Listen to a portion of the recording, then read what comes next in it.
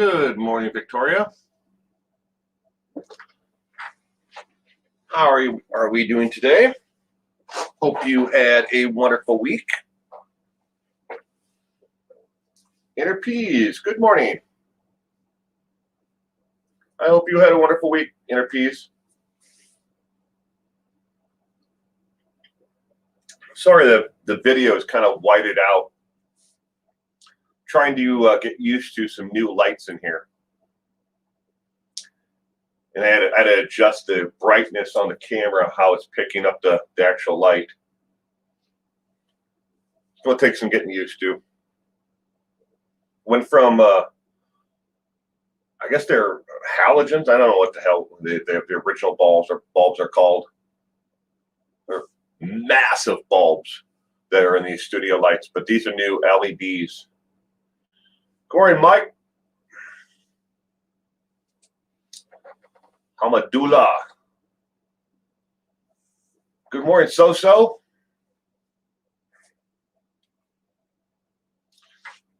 Background looks great. Oh, thank you. It's a work in progress. We'll eventually get everything situated. Good morning, Victoria and Will. Thank you, Will. I'm sorry to hear about your loss of your wiki. Yeah, he lived a long life.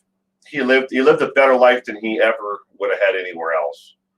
When he was born, the lady and who had the actual female, the mother, she was going to destroy all the puppies because her dog was a purebred German Shepherd, and it was a former show dog.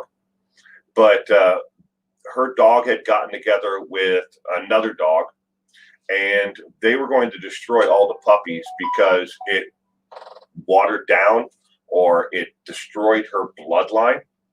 So there was 4 puppies total from that litter. That's where we got lucky. It was a good dog.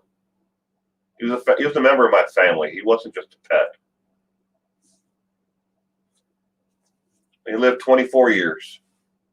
Well, a couple months shy. October would have been his birth month, but close enough for me. 24 years.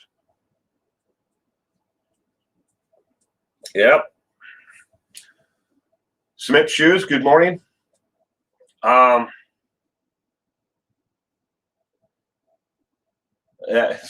They accidentally notified you for a change. Sorry about that, but yeah, in the past year, Smith Shoes, we've lost 4 dogs, 1 cat. We only have 1 cat left. My Bogey. He kind of comes home whenever he wants.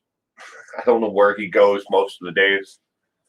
I see him across the street or at the end of the cul-de-sac eating at another neighbor's house. He was going next door, and I say working because he was really working the lady next door as they were refinishing and remodeling the inside of the house. They're updating it. The house was built in '44, but they're putting new windows and insulation and stuff like that in it. But he was working her. Oh boy.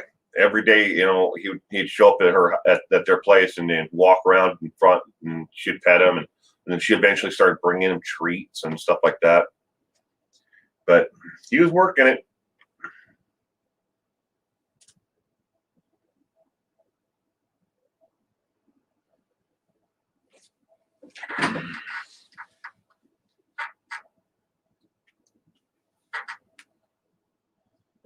Thank you, Smith Shoes.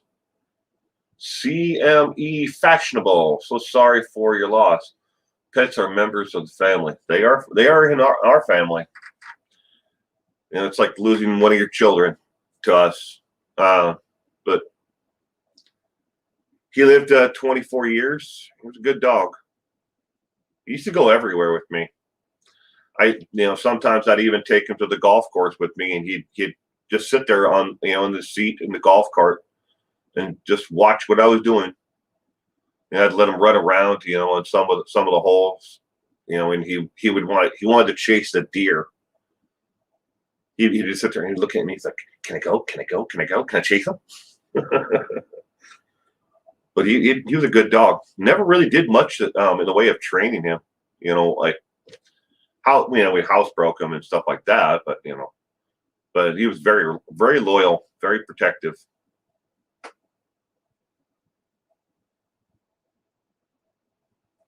I remember during one of your Saturday night chats, your dog passed. That was Beast. Beast passed away right here, right next to me. Yeah. Almost the same thing happened to my pet with mine. I missed them all. I'm sorry, Cement Shoes.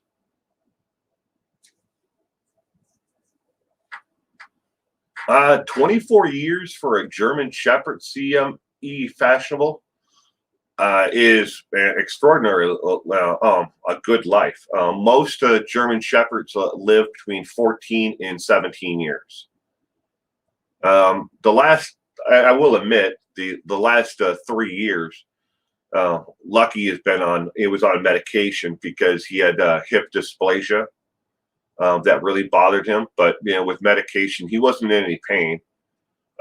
He had some mornings where he just didn't want to get up, and and other days where he was just full of piss and vinegar like a young puppy again. But he was also taking medication for his liver. But he lived a good life. Your arthritis is brutal today. Hard to get everyone individually. What's your secret for Wiki? Very long life? I don't know. Inner peace. I don't think we did anything special. We never fed him. Well, the only thing that he got, like food wise, that was from like a grocery store, industrialized dog food, was he used to get the Alpo benefits, canned food of that. He'd get one of those every other day. Good morning, Colleen. But the rest of the food that he ate his entire life came from the veterinarian hospital. It's kind of like Blue Mountain, but it's not a formula that you can buy at the actual pet store. It's only sold in veterinarian hospitals and vet clinics. But we have a friend who works at an actual vet clinic, so we got it at their cost. But I don't think that was necessarily the secret to a long life for him. It's that we always took care of him. We always made sure he was up on his shots. He had continued health care. He was a member of our family. He wasn't just a pet to us. So, if we always treated him, just like another member of the family. Everybody needed to, checkups every year to go see the doctor. He went, even if there was nothing wrong with him. The same way with all 4 dogs. Good morning, Connie Kelly. Your profile pic died 9 years ago. He was cremated so he can be buried with me. 55 decibels, 1 Franklin. Welcome to the stream. I hope you had a wonderful week. Lucky is being cremated. I will get him back in a week. They will do a plaster cast. It's about that big of his paw print. And then I'll have a little wooden box with him. Same with all the dogs. All of them were the same way. Beast, Calliope, and Freya. All 4 dogs have been cremated. We have the remains of the other 3. They're on the mantle in the living room above the fireplace. So Lucky will join the rest of them here, in about a week. It takes about a week and a half to get the cremated remains back. Because of COVID-19, you can't even just go into the vet clinic. You pull up there where he always went. And then you have to call them on the phone, and then they come out to you and then bring you and your pet in. You have to wear a mask and everything. But it's just precautions that they're doing for COVID. I have my beloved dog in a box and his paw print. That's cool. And we have one for each and every one, except for my cat, Tebow. He passed, let's say a month ago. Good morning, Mary. Hey, Will, how are you and the family? I'm doing good, sweetheart. I hope you had a wonderful week. And thank you again. Good morning, Short Nice. Well, thank you, Connie. So my last lab was 14 years old.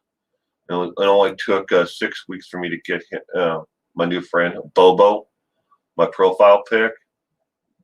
Bobo was born on Tonda's Rainbow Bridge date.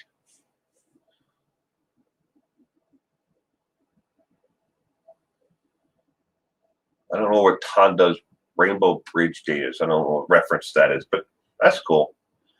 I've never had an actual lab. I've had the very first dog we ever had when I was I think it was like 5.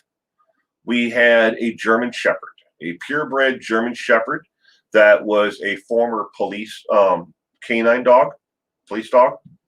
That was back in the early 70s. Don't want to date myself too much, but he was a good dog. And then one day we came home from school and somebody had stolen him. We know exactly who stole him, but the officer who had raised him from a pup all the way through canine training and everything else. The policy of the police department where we lived was once an officer retired, a police dog retired, it wasn't allowed to stay with the actual officer. It had to be adopted out. And nobody could get next to, and I'm not kidding, he was a big freaking German Shepherd. But me and my sisters, in our infinite wisdom as little kids, we named him Tiny. Yeah, Tiny the German Shepherd. He wasn't tiny. He was big. But you couldn't get anywhere near him. But somebody had come up and actually cut the actual chain with a hacksaw. So we knew who it was. But we never pursued it because we knew exactly where he was going and just let it be. It was a stupid policy.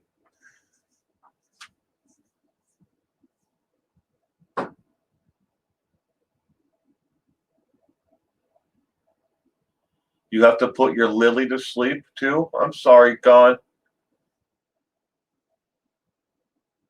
I lost 2 dogs who were brothers and 2 cats who were brothers in the first 4 months of 1992.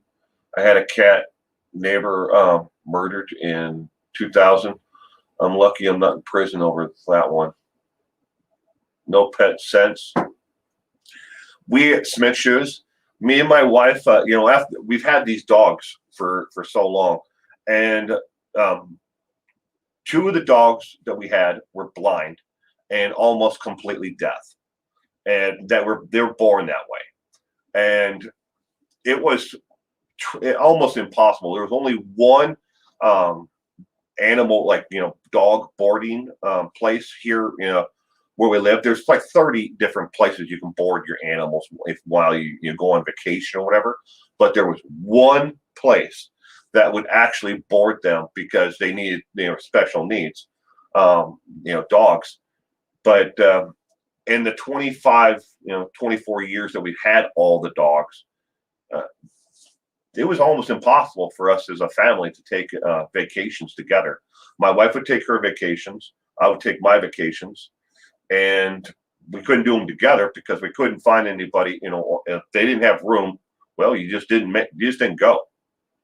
And we couldn't get anybody to come to our home to take care of them. So, but we've decided that no more pets. This is it. Bogey is the last of the pets. Now, that's what we've decided for now. Now, that's all subject to change because down the road, you never know, because my son is only 5. Good morning, Molly. Love letters from Haiti. Good morning. I hope you both had a wonderful week. Thank you for joining us today. I tear up every time I think about losing my dogs. I'm sorry, Molly.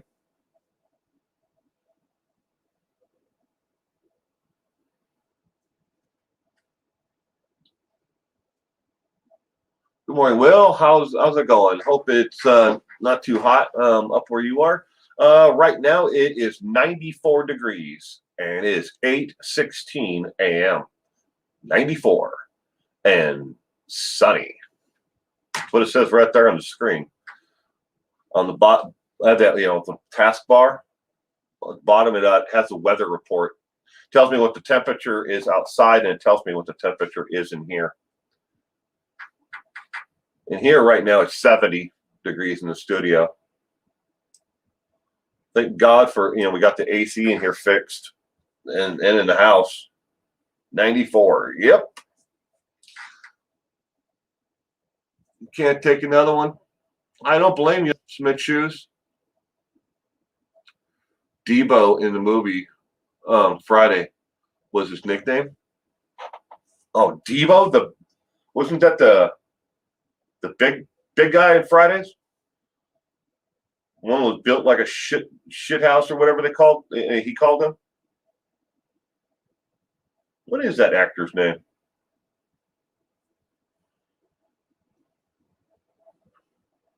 Yeah, 94. I have no idea what the today's high temperature is. Obviously, I'm guessing it's going to be well over 100. Zeus, Tiny Lister.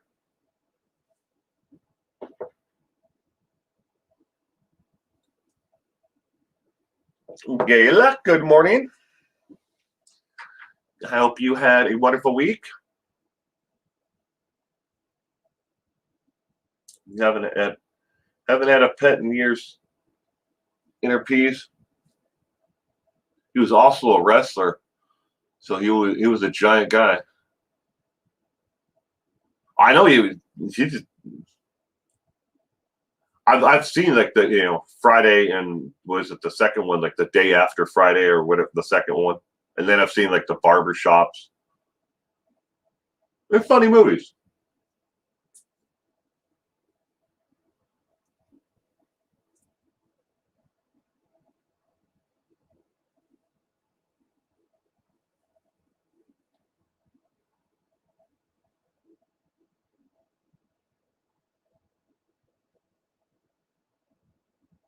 Well, thank you, So. I appreciate everybody hitting the thumbs up. It helps YouTube show the stream to other people out there. Helps build the audience. If nothing else, I appreciate it. Appreciate everybody just being here, just hanging out with me while I ramble on about everything and nothing at the same time.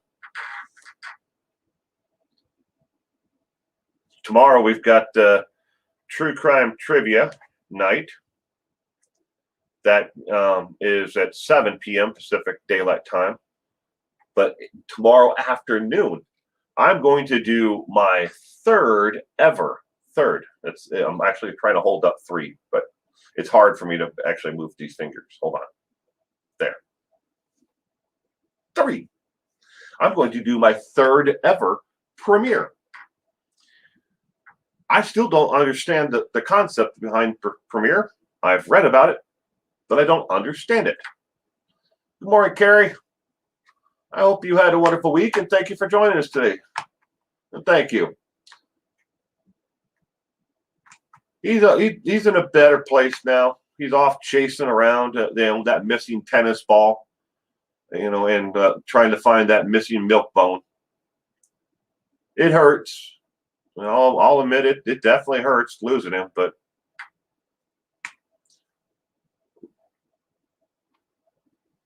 good morning, Beaver. How are you doing this morning, sweetheart? Thank you for joining us. Sorry I couldn't stick around for your entire live yesterday. I had things I had to get done. But thank you again for the excellent content that you've been putting out. Everybody, if you haven't checked out Leave It to Beaver's YouTube channel yet, you need to do so. She does excellent content over on her channel.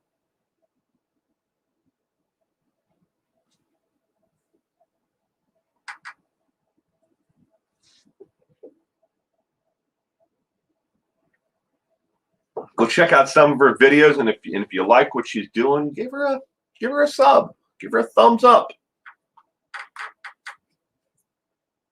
I'm still here. You just can't see me. I have hidden myself from the world.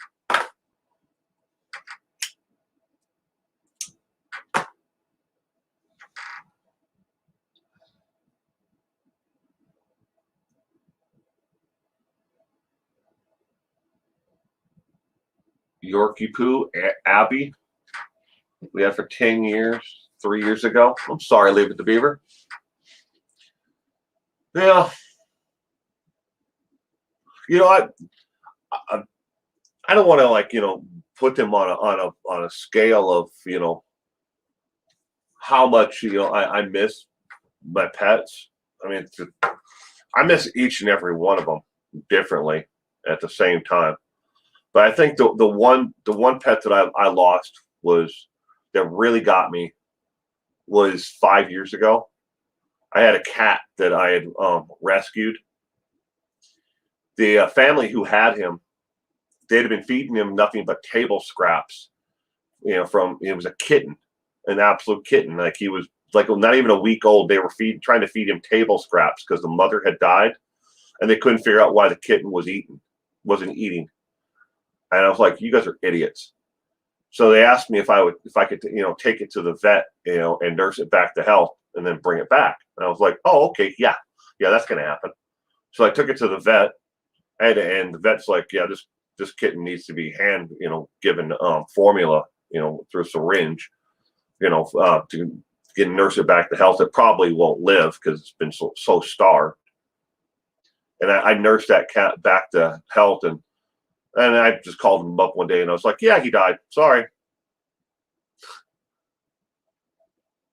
But I miss that cat.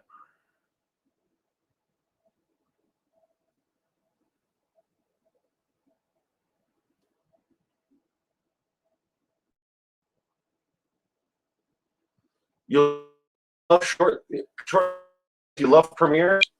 The channel owner is talking to everyone as they watch and answering questions. Or seeing a lot of YouTubers get a lot of super chats while it's going.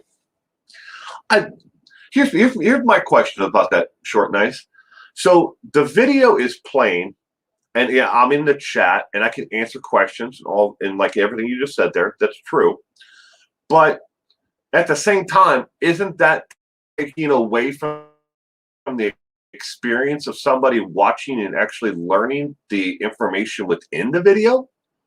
That's where I'm kind of like, I'm torn. It's like, I would rather have people pay attention to the video than pay attention to the chat. And obviously, I'm not in this for the money. If I was in this for the money, I'd be, my channel content would be a completely different subject matter altogether.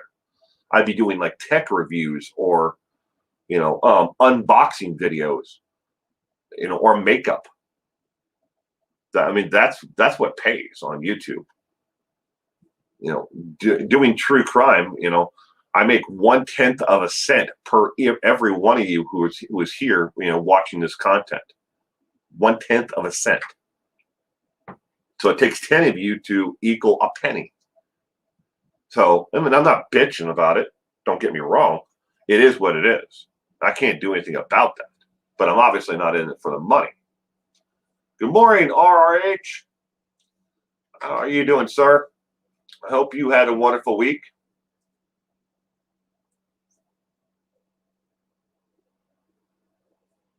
Thank you, Gayla.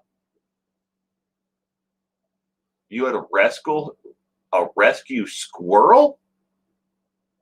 named Rocky. That one really hurt me. He was the same schedule as my 6-year-old. He was younger then, but I tried to. I cried and cried over that squirrel. Wow.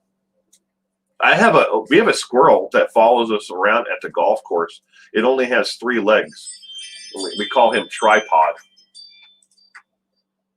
Tripod the squirrel follows us around everywhere on the golf course.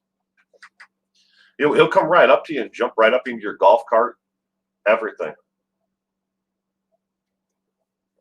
He's just so used to the people golfing.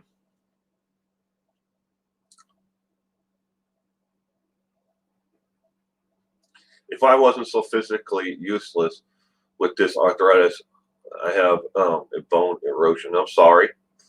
I would volunteer to help animals who have been abused.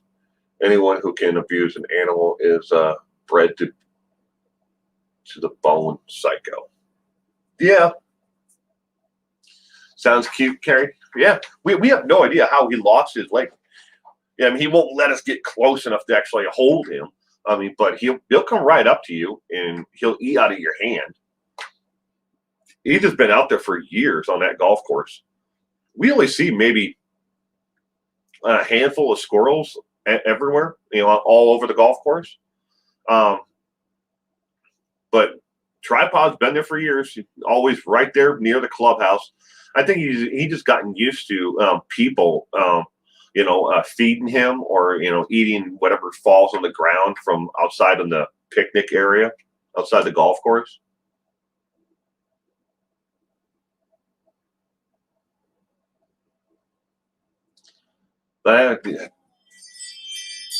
Sorry about that alert. That's my Ring doorbell system. Somebody's at the front door. It's probably my wife. She went out for a walk with her mother. They go for walks in the morning, or either at the park or along the river. They have a walking trail, like bike trails. They're blacktop, trails. But for people to walk on and ride bikes, there are 2 paths that go side by side. One's for bicycles, one's for pedestrians. But it's exercise for them. And they get to talk and catch up with each other every morning. Because her mother's retired now. Got to keep active, even if if you have arthritis really bad, cement shoes. You got to keep active as much as you can.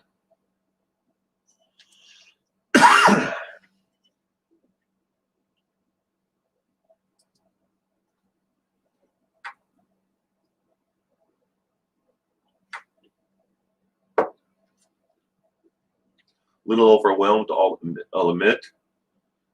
You guys in heat wave, Will? We are in Portland. Carrie, right now it is 94 degrees where we are here in the desert of Washington State.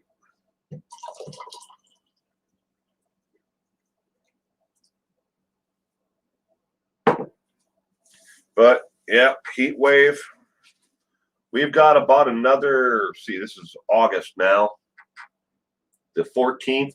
We got probably about another 2.5 weeks of heat. And then it'll start to cool down into the 70s and 80s for the high temperature.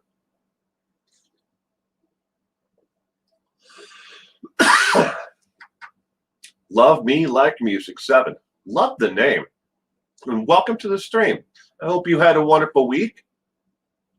Glad you could join us today.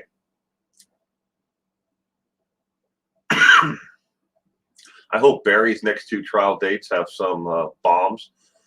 I'm worried about the first 2. It's just not enough to go to trial. Right, Short Nice? But that was, I watched the entire thing, for people who were there actually who got seats in it, who were, texting it and, on Twitter, back and forth, talking about what was going on. And apparently Scott Reich had sent one of his producers, or I think she is a producer, but he had he had sent one of his employees down to actually be there as well. I guess she got there at 6 a.m. I don't know when the other people got there. How's the air quality with those fires out your way? Where I am, love me like music. Our air quality here is pretty stagnant. It's been good. It's been unhealthy. It's been up and down. But the fires are actually more towards the south of us than the west. So.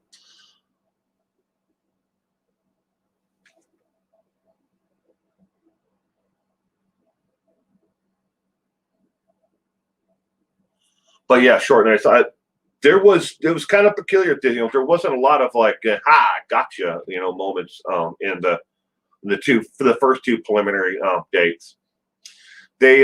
So they have two more coming up here in a couple weeks. The prosecution gets 1 more hour than the defense on it, but I don't know. It's only the preliminary, hearing. But from the way I understand it, is I think both sides are holding back a lot of evidence. I think that right now, after the first 2 days, I put it about 50-50 for each of them who got made some very valid points and got evidence in for Barry Morphew trials. What we're talking about, ladies and gentlemen. You got the air quality warning on your phone this morning. Excessive heat here in Portland, Oregon. So before I forget, next weekend there will not be any live streams Saturday or Sunday. That means there won't be a morning stream today, next Saturday. And there will not be a true crime trivia live stream. Now, I have put together the true crime trivia, but the question will be on the screen. You will see the question, and then the possible answers are there, and then there will be a lapse of like 3 minutes in between each question for people to answer it if they want to, do the trivia still at home. And then I go on to give you the answer, and I read the next question. But that's pre-recorded. It will not be live. I will not be anywhere near a computer or Wi-Fi. Well, even if I brought my computer with me, I won't be able to do a live stream. That's the way it is right now, unless I can find some way to actually get a signal there, which, most likely won't happen. I will be just outside of Centralia, Washington. We go there every year to play in a charity golf tournament. I am set to play with Jerry Hopkins, who is a 15-year pro on the PGA, playing with Jerry Hopkins. He is a 1 handicapped on that course, a 1. I'm like a 12 on that course.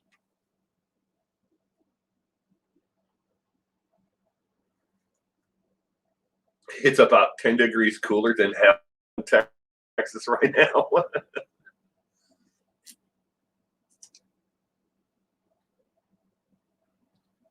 I hope you have fun wherever you're going, Carrie, or whatever you're doing.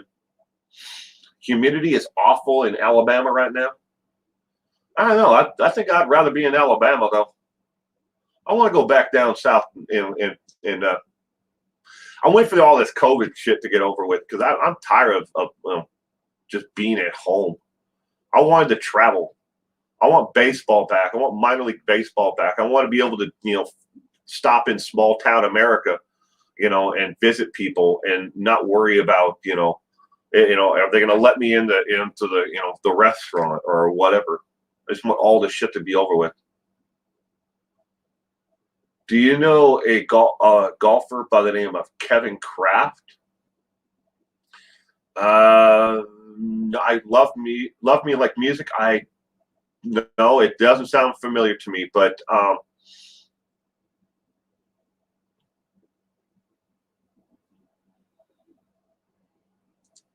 well, I think there is somebody on the PGA Tour though, but the last name is Kraft though. But I don't know if his first name is Kevin.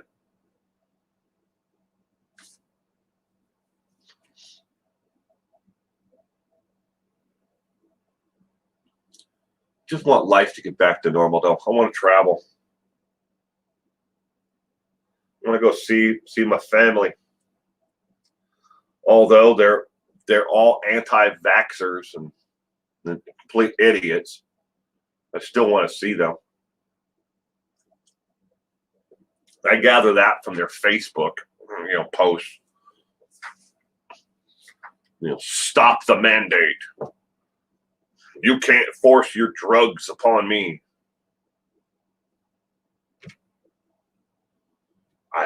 You can't pick your family.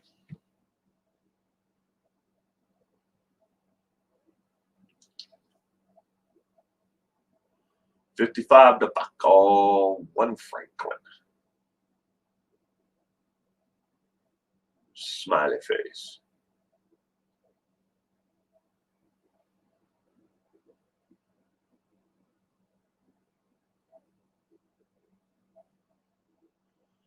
And I don't see it as much of a break from everybody. Short and nice. It's more that this is an obligation that I make every year. I make sure that I play in this tournament because we raise a lot of money for lymphoma foundations. So I think we're actually playing for Make-A-Wish and for the lymphoma this year. I'd have to look at the flyer again. They just told me yesterday who I got matched up with. I have to look up Jerry Hopkins and see, he's a one handicapped at this course. Apparently, he's also a golf instructor someplace. I have the thing over here on the other desk. I'm looking at. Sorry, y'all can't see it. I'm like, what the hell's he staring at?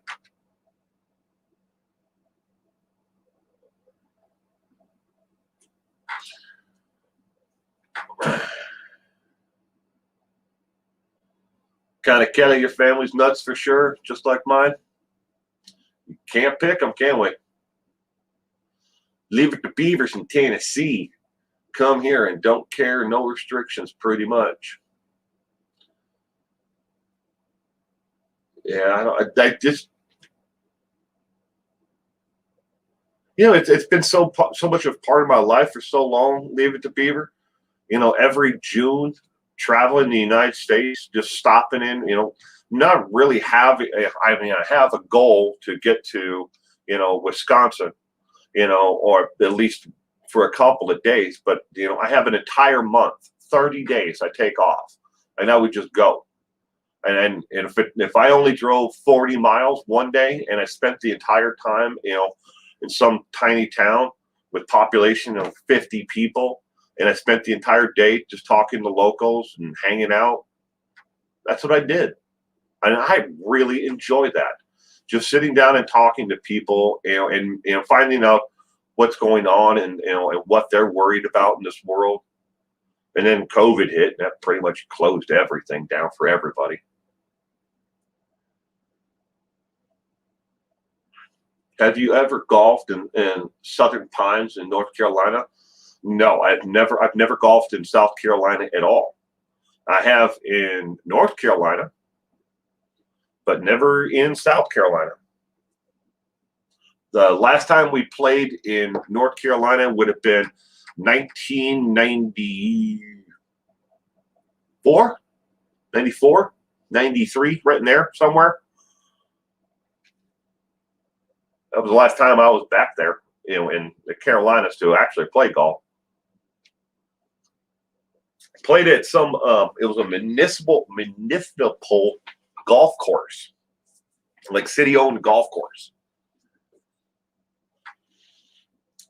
I wish you had something to look forward to. I work from home. So choose at health insurance and stay at home. I need a hobby. Find one, short nice. Do something. Even if it's just going out for a walk. Um, if to get out of the house.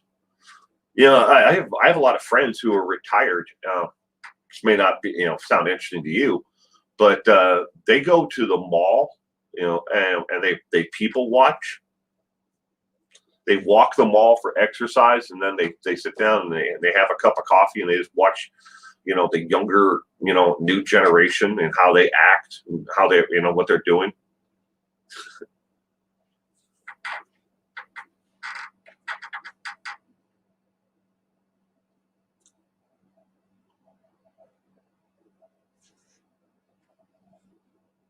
Paint some rocks.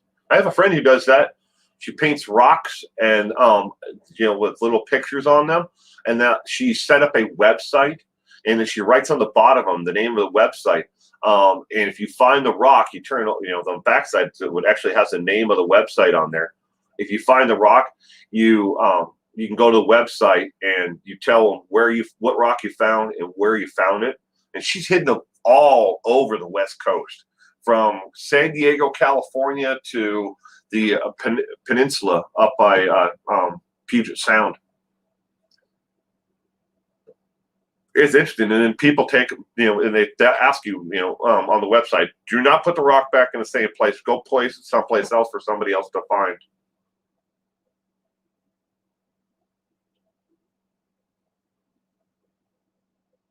You need a shove.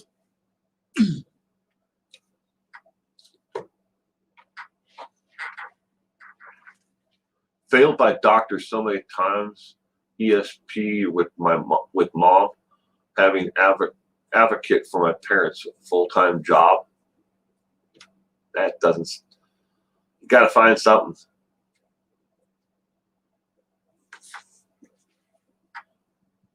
Grocery stores, look it up. It's helped me with joint pains. Turmeric works. What me and my wife use is we use Blue Emu cream. And there's another one that my wife bought that because she has arthritis in her hips and knees. And I do not know the name of it, but they sell it on Amazon. And it comes in a little tub about that big, and it's white cream. I just see it on her dresser, but she puts it on her knees at night, and in the morning. It works really good. Turmeric. You put turmeric in everything you cook. Turmeric is actually a good seasoning. Anonymous. I'm sorry to hear about Lucky. I bet he had a great 24 years with you. That's a long life. Well, it is. It's about 7 years longer than the average for a German Shepherd. But he did have a great life. He will be sorely missed. But thank you. Welcome to the stream. I hope you had a wonderful week. Glad you could join us today. Fish oil. I've never done fish oil, but my doctor told me once about using you can use fish oil to not only that, but to help. Fish oil supposedly has benefits for lowering cholesterol as well.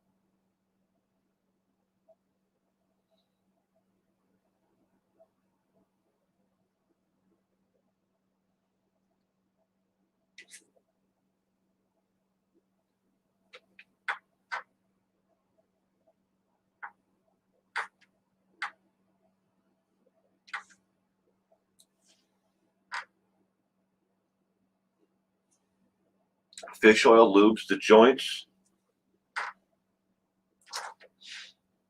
There's a lot of things out there that, I don't know if they really work though. I mean, but you can even on YouTube, you can Google and just put it in the search box. Homeopathic, things for joint pain, arthritis. Put those two words together in the YouTube search box. Just remember, Google is the largest search engine.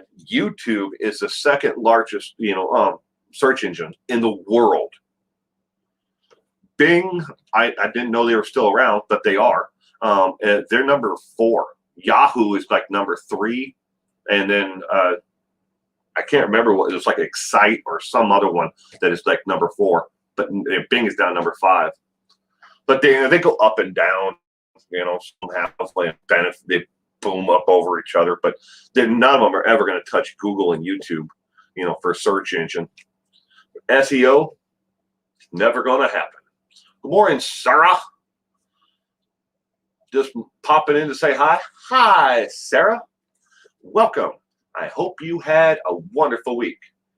Thank you for joining us, even if it's just for a little bit this morning, Sarah.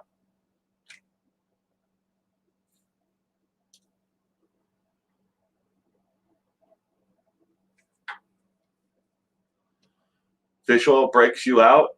Turmeric hurts your stomach. Francie, good morning. Sorry for your loss. My heart goes out to you. I know what it's like to lose a pet. Oh, thank you, Francie.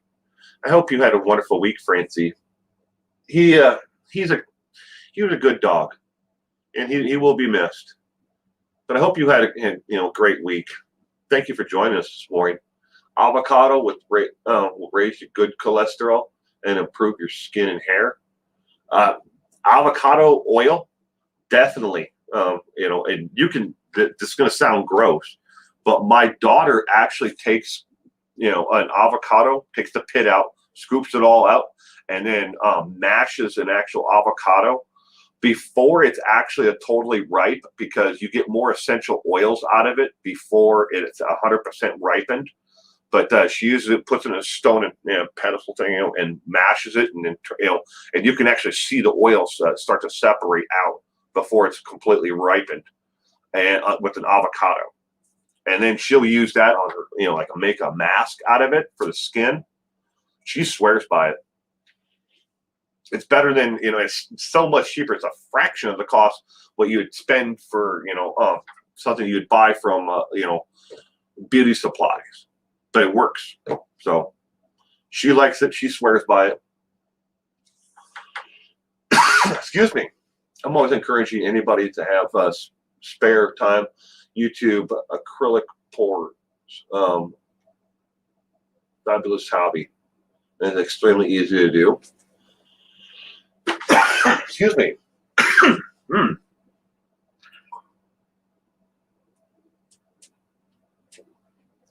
Menopause. Little bit of Sandra in the morning. No, just a little bit of Sandra. Good morning, Sandra. Welcome to the stream. Hope you had a wonderful week. Sorry about your loss, Will. I just lost my 16-year-old schnauzer. I'm sorry about that, Sandra. My heart goes out to you. But thank you. Wonderful for allergies. I do a lot in the spring. I cook and put a little bit of honey. Keep it local. If you're going to put honey in your food, leave it to Beaver. Try to a source of honey that comes from your actual area. And that is true. A lot of people, here locally that buy our honey, they do the same thing. It helps with especially those who have allergies to tree pollen and to certain wildflower allergies. Got something caught in my throat. Love me. I like music. Any thoughts on the Summer Wells case? Summer Wells. Well, two things are that I'm absolutely sure on when it comes to the Summer Wells case. One, Don, Summer Wells' father, needs to shut the fuck up. Sorry for my language, though, but he needs to shut up. He is not doing himself. He is not doing the case any good. Two, another thing that I'm absolutely positive about is people need to stop putting out the lies and bullshit. I'm sorry about my language again, about the case.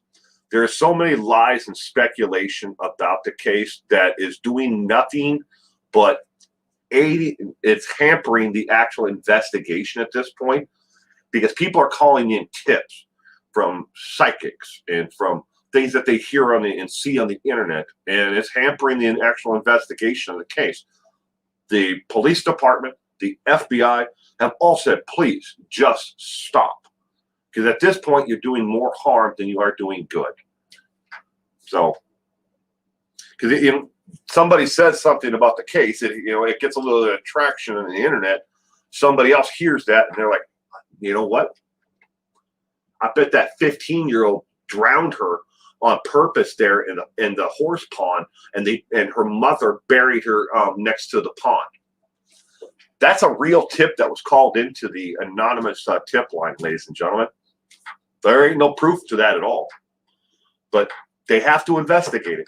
So they have to send more people back out to investigate these stupid, rumors, because they have to. If they don't, well, then they're liable for not investigating, that actual tip. So that's what I'm absolutely sure about. And when it comes to the Summer Wells case, I've covered it a little, but at this point, I'm trying to avoid talking about things that are not factually supported in the case. And when it comes to factually supporting it, they don't want to talk about it right now because there's an active, open investigation, and I don't want to hamper it. But then again, people want to know about it, so I'm like, I'm always, having to, skirt that fine line between what I should talk about and what I shouldn't talk about. Yeah. Other people don't have the morals and ethics that I do, but I'm not them. Hazel Turner, good morning. Welcome to the stream. You got to go, 55 decibel 1 Franklin. You have a great weekend. Thank you for stopping in today. And again, quickly, Hazel Turner, welcome. I'm glad you could join us this morning. I hope you had a wonderful week leading up to today, Hazel. Glad you could join us today. I try to do everything local, support your local community. But the local honey is actually, the reason why I bring up the honey, though, leave to Beaver, especially if you're using it in a tea or something, for your allergies, is the bees from that actual area what they actually produce.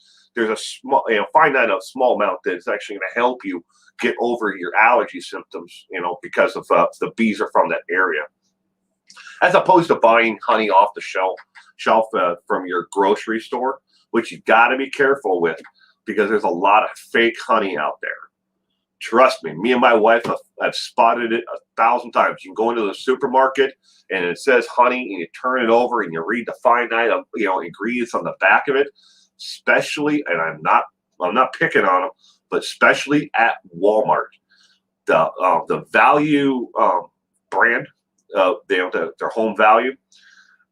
If you look at the actual ingredients on some of their honey, it says right on there that it contains high fructose corn syrup. It's not even 100% honey. Honey is not that expensive.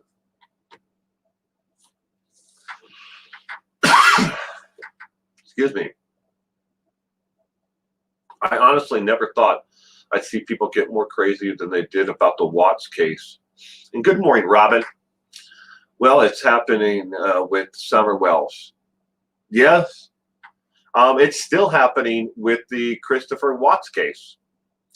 There are there are people out there, Robin, who have made their entire career, if you could call it that, on just keeping the lies and speculation going on the actual Watts case. And it's just sad at this point. I actually pity the people who follow that kind of content, because not only has everything been covered to that we're ever going to find out about it factually, it has been covered to the point where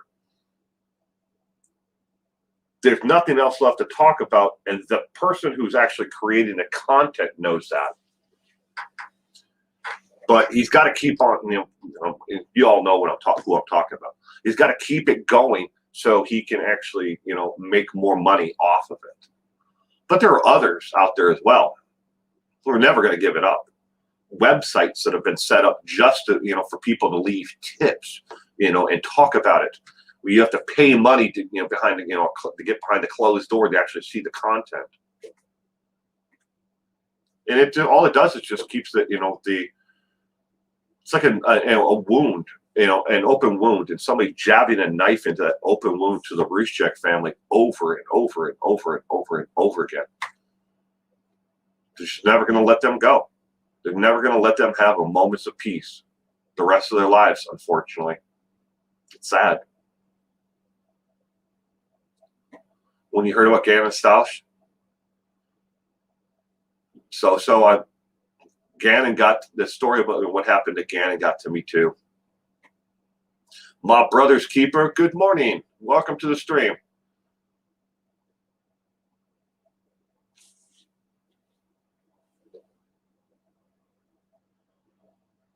Is it because Shannon's on Facebook? Well, I think a lot of it has to do, Hazel, with you have to look at the Watts family from the outside looking in. A lot of people looked at the Watts family, Chris and Shannon and the kids, as the kind of like the picturesque idea of the American family.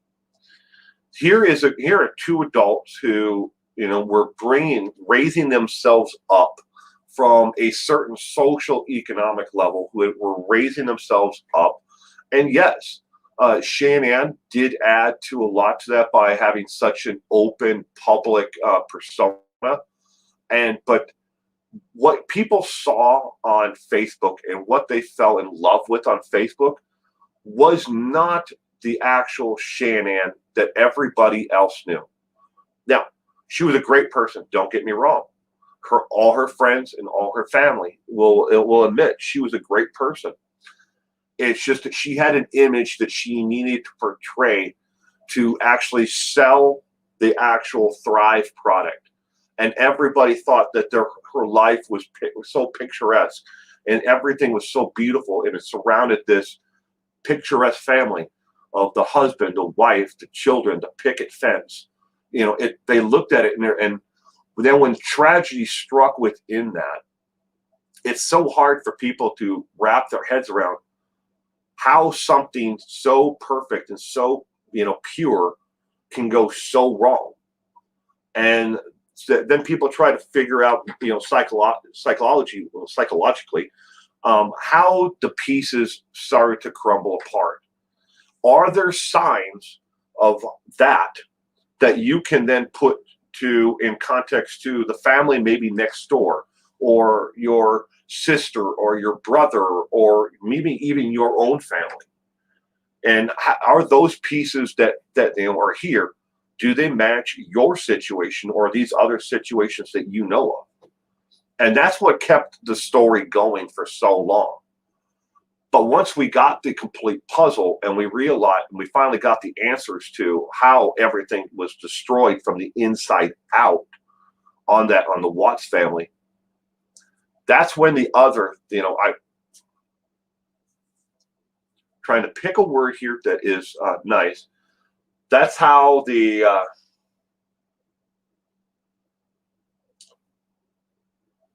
leeches of YouTube and the internet then started feasting on that story to make a living off of it.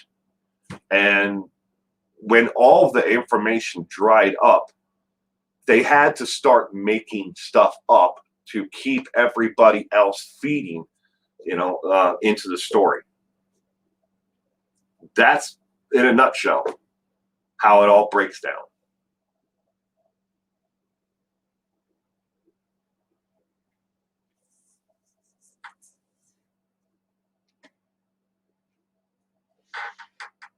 Hope that it helps people understand, that, and that's a lot of ways. It's the same thing, but the Wells case is kind of like the reverse.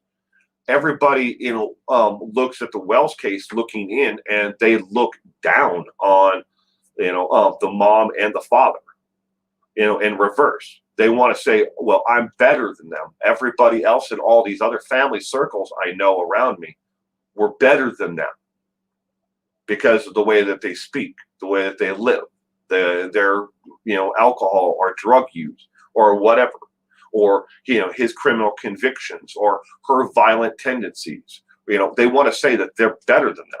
So it's the reverse of the Watts case, but it still has the same draw, where people don't have the information, so they're feeding into the story more than is actually there.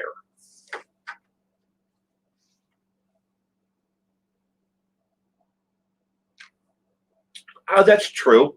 There is a large population out there who think that Christopher Watts had help. But believe me, there would be nothing more than that the CBI and the FBI would want more than to be able to prosecute somebody else and put them away if there was anybody who had a helping hand in what he did. And those who say that there was most likely somebody else who helped Christopher Watts commit these acts doesn't understand the psychological nature of a family annihilator, somebody who kills their entire family. Now, you have to understand, 70% of all those out there who are family annihilators end up 70% end up killing themselves. They are the last piece of the puzzle. But only 30% of family annihilators actually don't kill themselves, especially within the first 2 years of actually being caught for the crime. But if the people who are family annihilators, they talk themselves into the situation, and in their minds they can't get out of it. You can't talk them into it. You can't talk them out of it. All you can hope is that something nudges them off of the train tracks from the direction that they're going, of killing the entire family. And it's been proven over and over again. There have been studies after study after study, and the largest study of them all was done out of New Queensland University in Australia. Was the largest study that was ever done on family annihilators. And if you all want to sit down and you've got some money you want to waste, you can actually buy the actual study, and they'll send you an actual physical copy of it. I think it's like 2,900 pages, the entire study. But it's fascinating reading, especially if you're into psychology.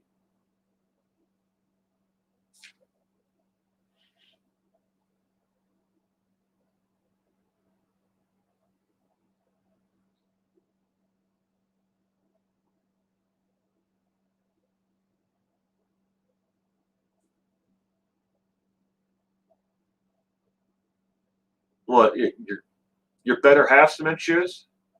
Was she watching some weird channels?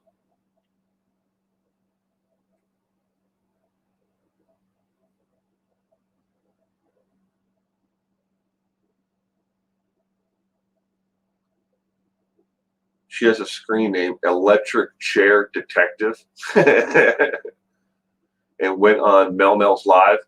I think she freaked Mel Mel out.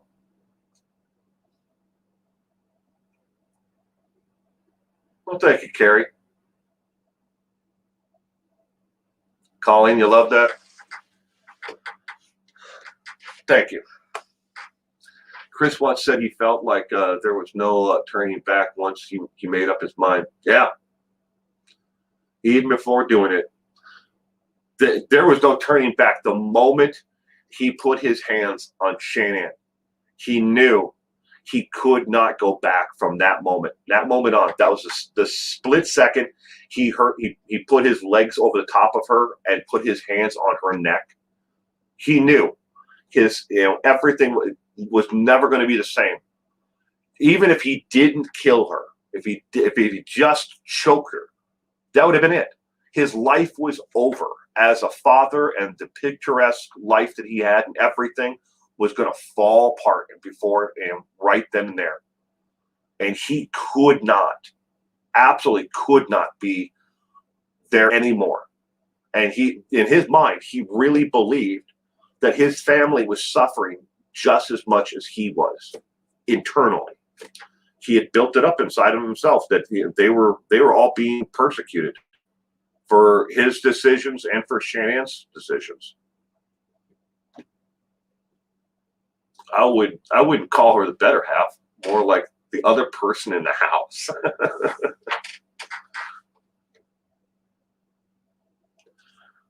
I'm going to need to study in an audio form. Yeah, right. Leave it to Beaver. I don't know if they've ever made a PDF of it or if they released it on audio. I know of a couple websites I could send you links to where you can read excerpts of it, and it's mind-boggling. I think they studied something like 400 family annihilators from the United States and from around the world, everywhere from Uganda to Canada. I mean, it happens everywhere. It's not just an American phenomenon, family annihilators. It's more common than people actually think. You might see a family annihilator case come up on the news, murder suicide, where husband or wife kills the other spouse and then kills the children and then commits suicide. That's how most of the time it's portrayed in the media, is murder suicide. His life as a father was over. I don't know, the first time he had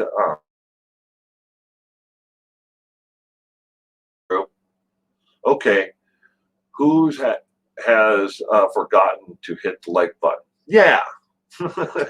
Who? Is it you? You? It's somebody. Good morning, Lisa. If the wages of sin is death, why do the innocent die and the killer get the candy bar? Lisa, that's a damn good question. That's something to ponder, isn't it? Who said that? And good morning. Oh, I hope you had a wonderful week, sweetheart. And thank you for joining us today.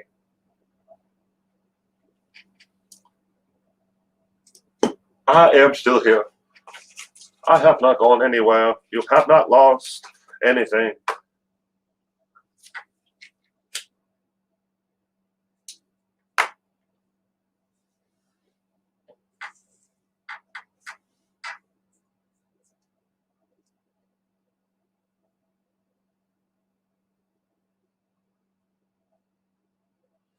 No, Francie, it wasn't an act of mercy. They don't at that point. According to, I don't know, I can't speak for Christopher Watts and how he felt, because we're never going to get the real answers from Christopher Watts, because unlike a lot of serial killers and the family annihilators, Christopher Watts has something else that is a little bit above and beyond everything else. He's a narcissistic, he has narcissistic personality disorder. Now, he hasn't been formally diagnosed with that. He hasn't been diagnosed with anything. But he lies about everything, in the tiniest things to the big things in his mind, and he actually really believes the lies that he has actually told and that he is currently telling other people who are writing him, who are giving him money, or he really believes these things in his head, because it's a way of self-protecting himself from the actual truth. But does he actually believe that he was committing acts of mercy killings? That's hard to say. But at most family annihilators, and this is for men and for women, they're not committing acts of mercy per se. It's they don't want that. If they die, if they killed the spouse, is always first, and the one that they actually the child that is closest to them, emotionally, is always the child that they kill first. And the second child is the one who is the least emotionally attached to them, or they feel emotionally attached to. Is it a mercy killing? Not really. It's more that they don't feel mercy for them. It's like, I got to do this because they're in pain just like me. It's more that they can't leave them behind.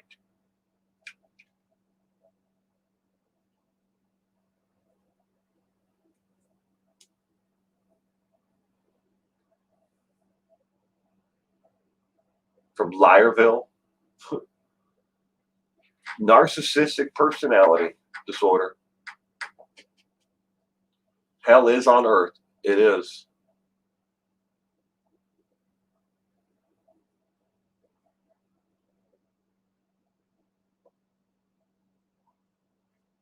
Hell is a place that exists. It's here. But never forget, the good in this world definitely outrules the evil. So many people, they get caught up with the media and the news and YouTube of the tragedies of everything that is out there. There's a lot of good in this world, ladies and gentlemen. A lot of good. The good just never seeks out the limelight.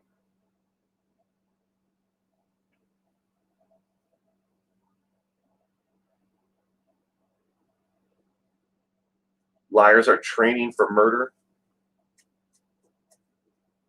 I don't know. I've met people in my life, Francie, who are compulsive liars, and they're always making up for a shortcoming somewhere in their life.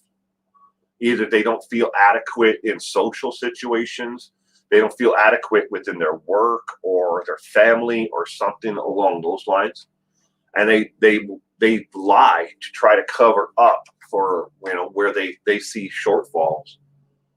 I know a guy who is he fooled everybody in his life. He fooled me. He fooled my wife. He fooled his own wife. He fooled everybody believing that he was somebody that he wasn't. And then when the house of cards fell in, it was just unbelievable. He didn't kill anybody, but he fooled the world. And even today, after the house of cards has fallen in on him, he's lost everything. He lost his wife and his kids, and he's divorced now. He still can't stop. I wish the media would cover more good than bad.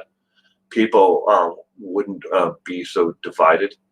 This is true, Colleen, but that's the media, though. And that's politics and everything else in the world that we live in today. Divide and conquer. The more that they can push one narrative towards you, or on, that way, or left or right, right, wing or leftist or whatever you want to call it in politics, the more that they can push that one agenda and get people to move away from the center, into different groups, it's easier to move forward with their agenda. That's why I watched Dar, man. So many positive stories that are very inspiring. Connie, tell you really quickly, one of the videos that I did on my channel that was a positive, feel-good story that got the least amount of actual viewership and got the most amount of hate was a story about a homeless man in Seattle who found $16,000 in cash in a bank envelope and turned it back into the homeless shelter food kitchen that had lost it. He turned it in, didn't accept a reward, nothing. But all these people came out, after they heard about the story, and they gave him a tent and all this other stuff, and he didn't want it. He gave everything that people gave him away. I think I had like 116 people who liked it and watched it, and I got like 500 messages or comments about how much this guy was a piece of shit because he's homeless and probably a drug addict or something. It had nothing to do with that. The guy lost his job. And lost everything. People don't realize just how they're that close to losing, and having nothing. Maya Millette case shaping up like Sean Powell. I pray they get those kids out of that house soon. But they have named Larry as a person of interest, so that's good. Have they? Have they finally named Larry as a person of interest? I think I would have named Larry a person of interest when the neighbors, was it Ring doorbell or whatever, caught the sounds of gunshots. I think I would have named Larry maybe then. I don't know what he did with Maya, but he ain't looking all that innocent to me. Barry Morphew, anyone? Barry's going to be that's going to be an interesting case. So far from following it, interpeased. The state hasn't put forth any real information that that says, "Ha, this is we got you," or we have this. They've actually hurt themselves in some aspects by releasing all the data that they had on GPS locations and and everything else. We now know that he didn't use the backhoe. We know he didn't go there to and he didn't do anything to hide her on that construction site. We know he didn't. He wasn't responsible. Like, oh, that GPS said he was near where the helmet was. It was about the length of 2 football fields from where his GPS indicator was. So I don't know. It's going to be an interesting case to watch and follow. That's why I never judge the homeless. That could happen to any of us. It could. Definitely could. But when you want to look at the homeless population across the United States and the boom of the homeless population, you need to go back to the mid 1970s, and when we had the boom in incarcerations and the boom in homeless, and what happened in the mid 1970s leading through the early 1980s that increased that population so much. I said it 100 times. For me, politics is 2 wings, same bird. It's a good way to look at it. Leave it to Beaver.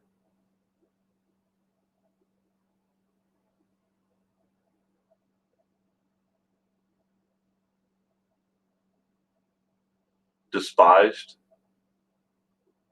Yeah. Well, yeah, that was a huge part of it, Francie. Was the closing of mental institutions and defunding of mental health services in America, moving money towards the war on drugs, and then stiffer sentences going through all the way through the 3 strikes you're out, and massive incarceration for smaller less significant crimes. We did a lot. We did this to ourselves, and instead of and just in my local area, I'll give you an example.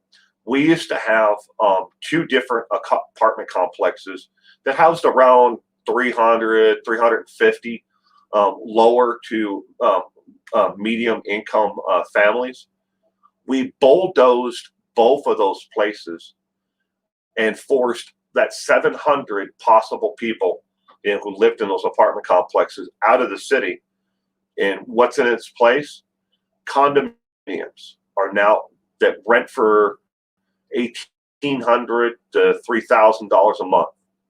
That's what's in its place. And where I live, they're slowly but surely getting rid of all the medium to lower income housing altogether. You can't even get Section 8 in the city where I live anymore, or use it anywhere in the city I live in. They've moved everybody who was poor out. They call it a progress.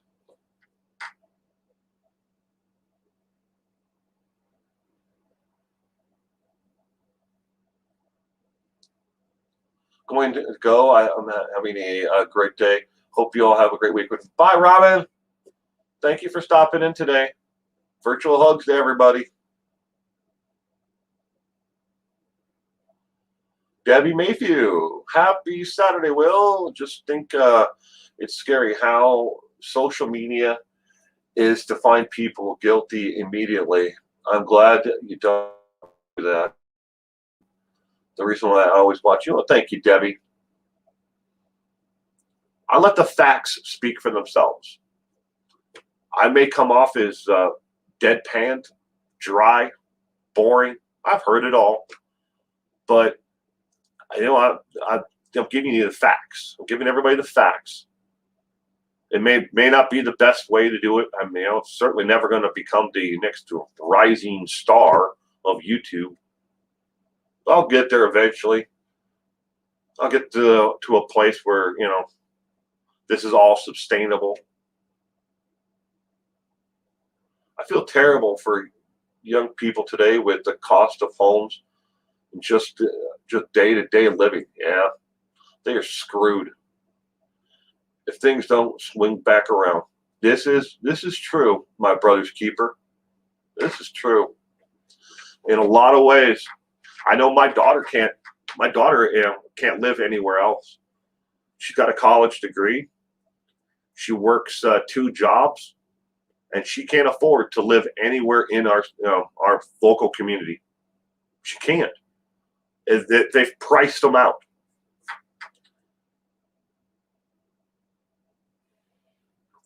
Starfire. I remember the Reagan say no to drugs era. Yeah. With the DARE program, an absolute loss. If you guys knew and actually saw the statistics on how much money the U.S. government dumped into the DARE program and how successful the DARE program was, you'd be shocked at just how much money was wasted, how much tax dollars were wasted on that. Don't say that, Will. You're not boring. Oh, thank you, Short Nice. Fortunately, Will, you always have haters. Oh, I definitely will. But that's the internet, isn't it, ladies and gentlemen? People sit behind their keyboards and they can say whatever they want and they can do whatever they want, and they feel they are completely untouchable. A whole cottage industry has started up behind it, and I've been the victim of it. You can go online tomorrow afternoon, and for a couple $1,000s, you can destroy anybody you want. Destroy them all. Tear them apart. Buy hates. Buy a campaign to drive them off the internet for about $3,000.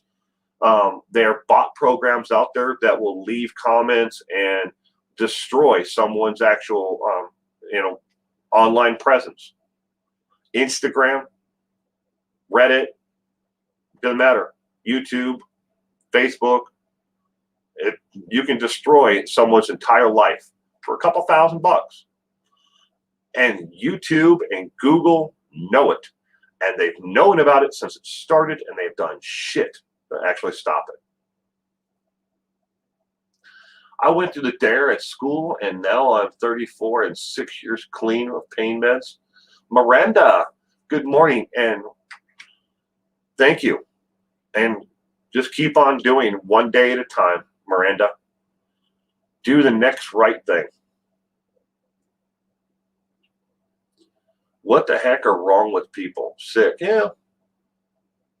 Boo from UK.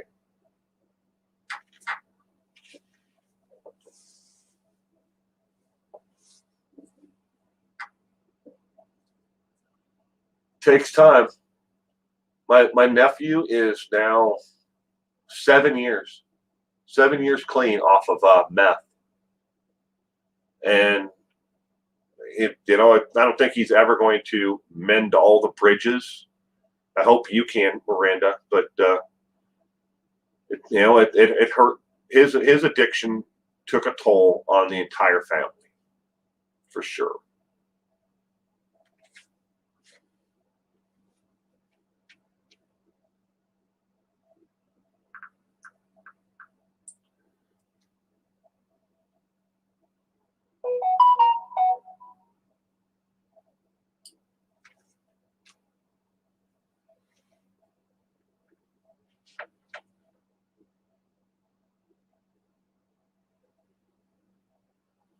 Yeah. You're lucky your family is forgiving. I think we're forgiving. Our family, Miranda. It's forgiving and forgetting are two totally different things. But we're trying our best as a family to embrace where he is today. He's doing so much better, than where he was before. And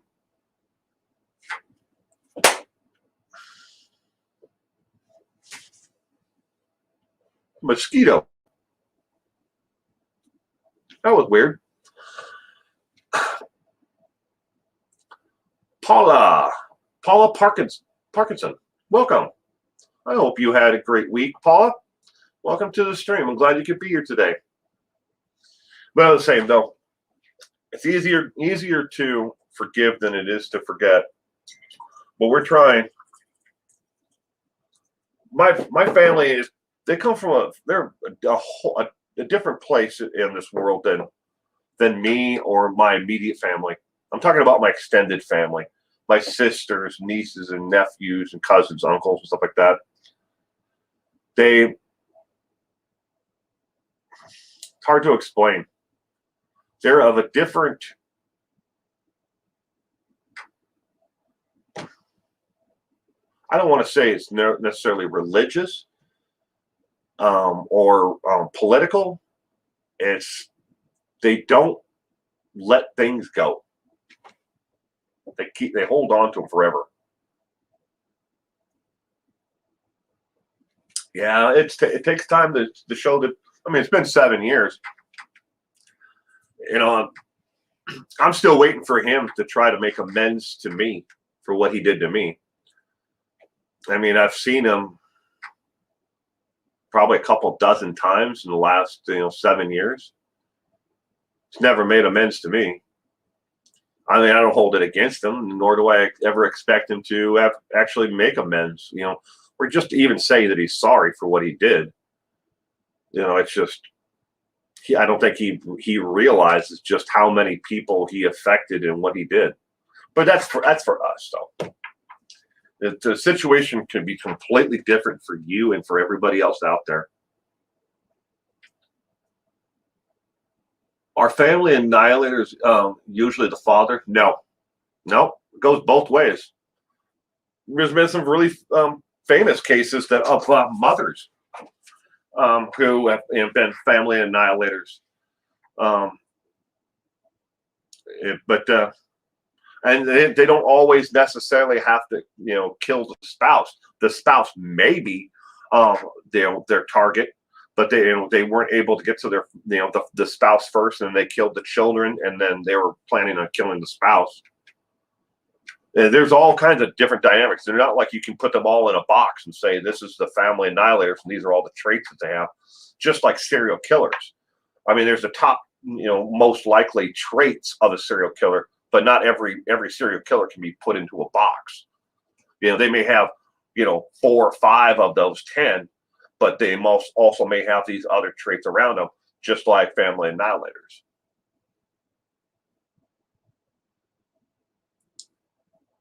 The nephew's problem with meth told my sister we needed to pray. She had the wrong attitude. Prayer never hurts. I still haven't found anybody that ever been hurt by prayer. To each their own.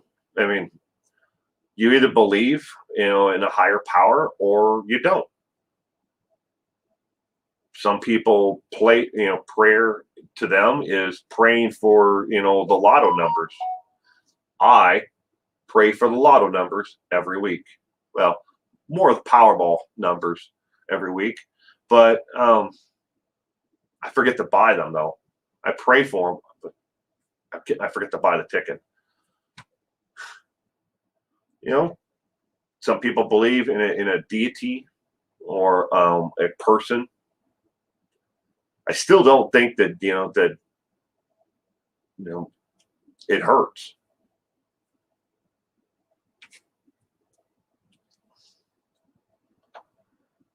I want to know who the hell this guy is. This guy keeps on messaging me over and over again. I wonder if he's somebody to do with the golf tournament next weekend. Andrea Yates, who drowned her kid. Yeah. Oh. No. My brother's keeper. Do I think that Darlie Rotier is innocent? Not a chance. Darlie killed her children. She did it, and I've read a lot about Darlie Rotier and the actual case and the evidence that that took that actual forensic evidence that was in that case. The worst thing that Darlie Rotier did, not the silly string at the actual gravesite, the worst thing that Darlie Rotier, next to killing her boys, was the first interview she gave from death row. You can look at her and you can see it in her eyes and in her face that everything that she was saying was scripted in her mind. It was like she was reading off a script. And every time the interviewer, she tried to move Darlie Rotier off of one subject or another, Darlie kept on talking until she was done with the mental page in her head.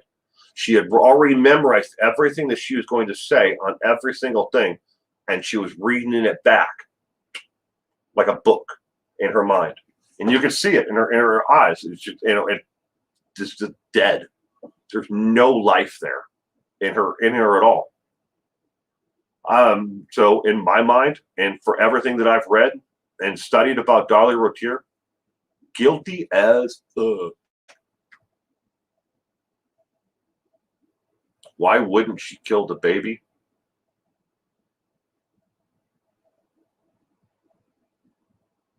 Yep.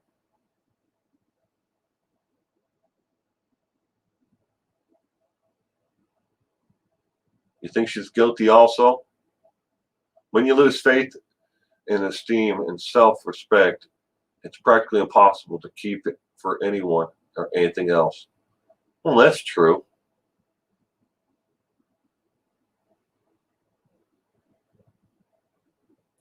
Everything starts within yourself.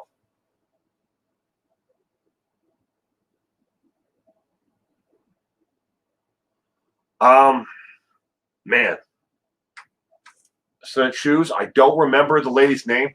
She was originally a BBC reporter for the BBC, and then she did a series of she started a series with interviewing people on death row. I can't remember her name though. There's another lady who did an interview with her with Darlie Rotier that was on Death Row Confessions or something that was on Netflix. That's not the first one. That's the second one.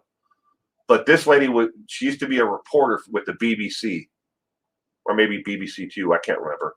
But some BBC channel in the UK. But I can't remember her name, though. I can picture her, but I can't get the picture out of my head to put on the screen to show you. Haven't figured out that one yet. We'll eventually get there with technology.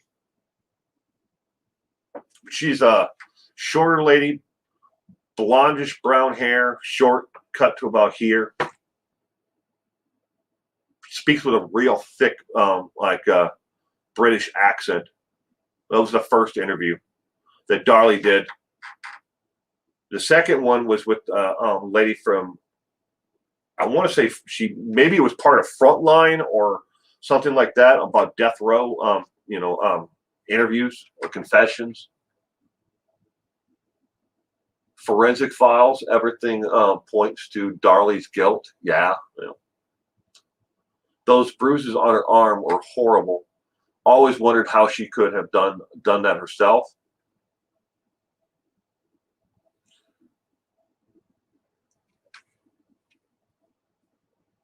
Yeah.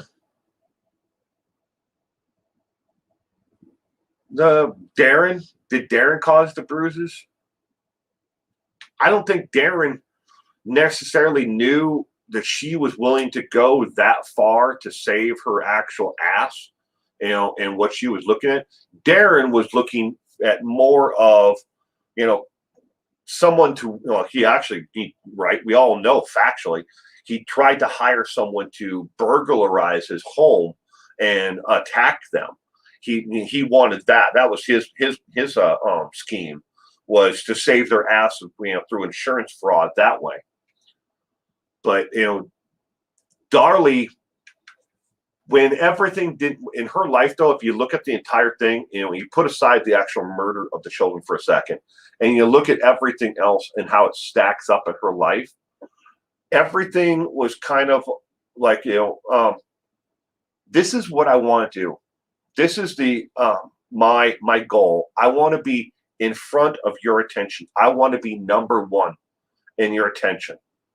And as soon as that waned, even just a little, and people weren't giving her 100% of their attention, she had to do something to cause either them to feel bad for her and make her the number one attention, piece of attention again, or she had to find a way to ramp up herself and then, cause little things along the way so people would pay their, give her all of her attention again.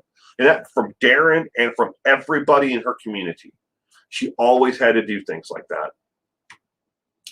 Then the ultimate, sacrifice was to what she did.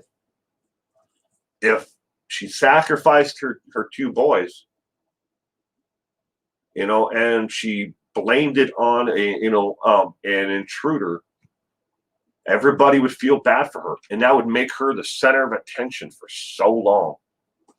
And it has. Diane Downs shot herself in the arm. Yeah. Yeah. I feel sorry for Diane Downs' kids. I feel sorry for the community at large. Because don't forget, Diane Downs tried to blame it on a black man, wasn't it? Or his black or Hispanic man. So it raised racial tensions in the area, and people were out looking, because you will never find out just how much people in your community are a bunch of racist pricks until they find out that there may be someone of violent, up there in your community who is of another race than you. You'll find out quickly, just like that, how much people actually suck.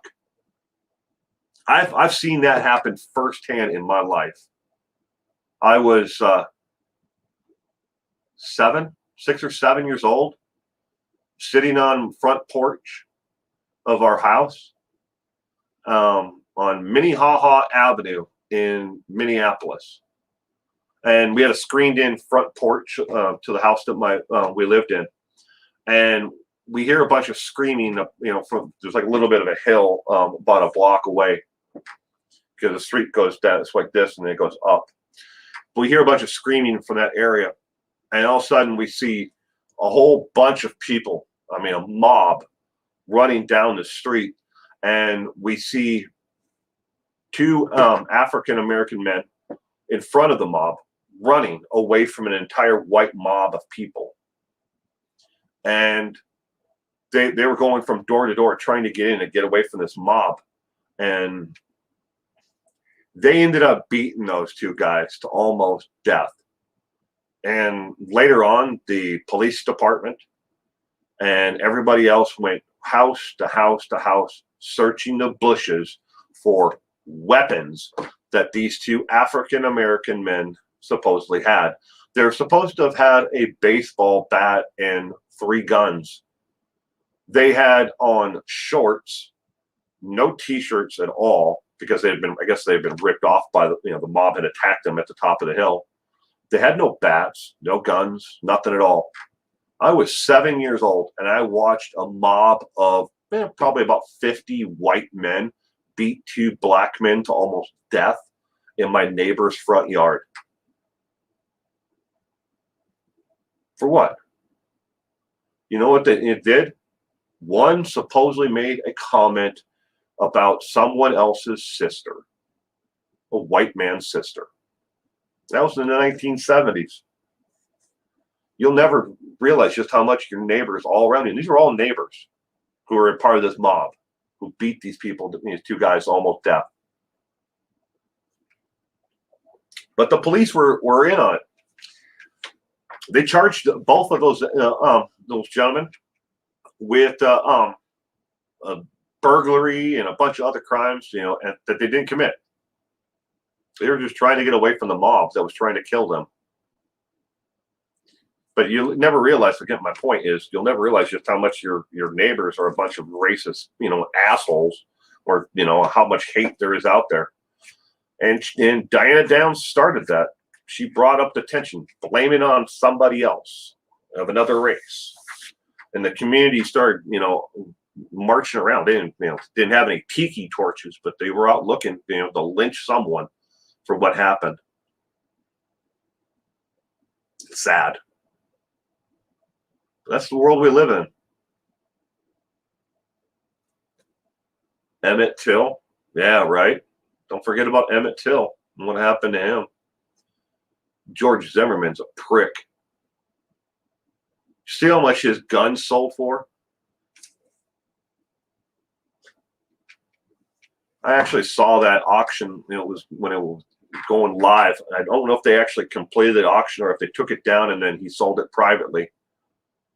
But he actually sold the gun that he used. You're at will. People suck. They do.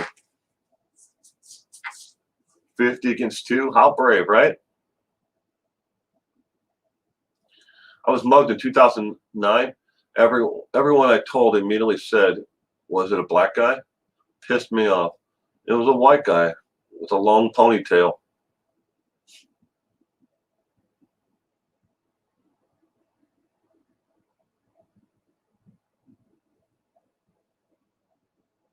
George Stinney.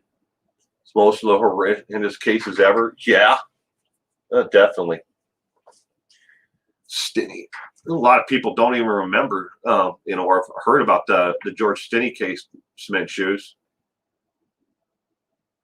Susan Smith.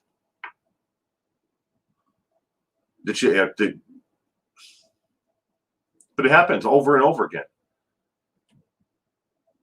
They already know that, copycat wise, there have been copycats and people who've tried to pull off like the same thing of Christopher Watts, kill the family and try to blame it on somebody else, or not, or just say they didn't know. I mean, it happened before Christopher Watts. There's quite a few famous cases where people, men have killed their families. There's that one guy who set fire to his home after he killed them all, and he's still missing. They don't know where he is. He actually got away. Can't remember what his name is, though.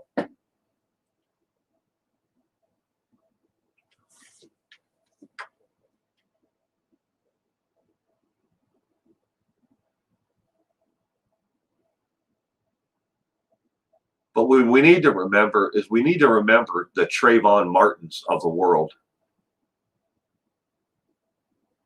That's where I like to spend my time and my attention is Trayvon Martin, and just wonder, how would and where would Trayvon Martin be today if George Zimmerman wouldn't have ever crossed his path? Trayvon he had a bright future ahead of him. He was a great student.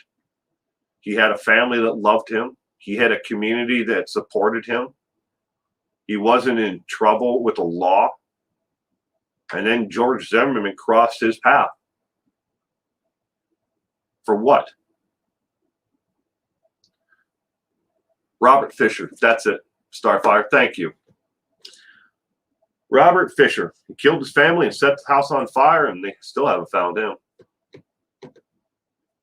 He was just a kid. He was only 14 years old and had to sit on his Bible because he wasn't tall enough for the chair. I could throw up thinking about that. What happened to the golden rule? Treat others as you wish to be treated, right? It's still out there, so. I treat everyone every day of my life the same way I wish to be treated. Jeffrey McDonald case always got me. I could never understand why. I've done a lot of research on Jeffrey McDonald, Connie.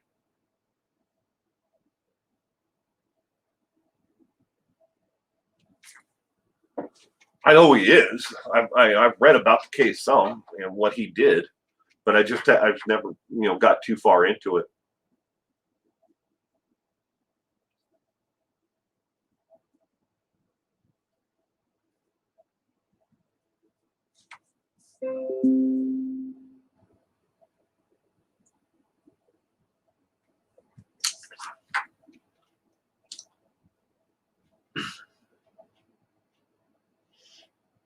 Fraggle Rock is leaving. He is not in the moderator right now.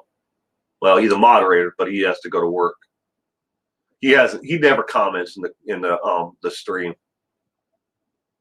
but he's always here.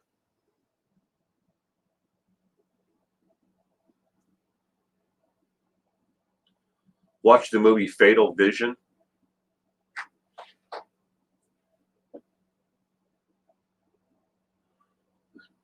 That and many worse than Christopher Watts. I'll have to look into it someday. Cement shoes. Definitely will.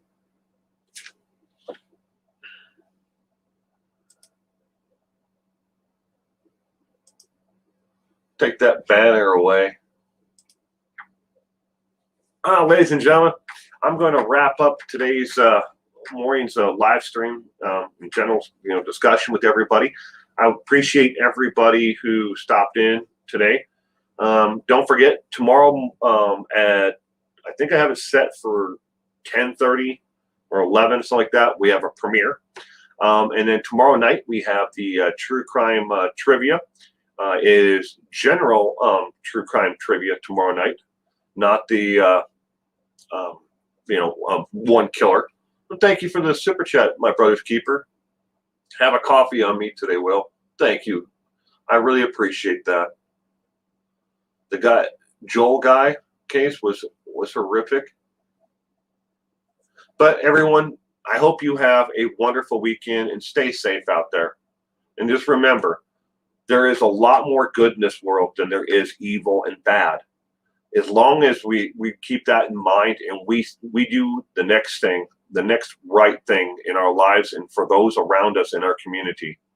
You never know, even that one tiny thing of just holding the door open for somebody can help, change someone's day and move them off of the direction that they may be going that day.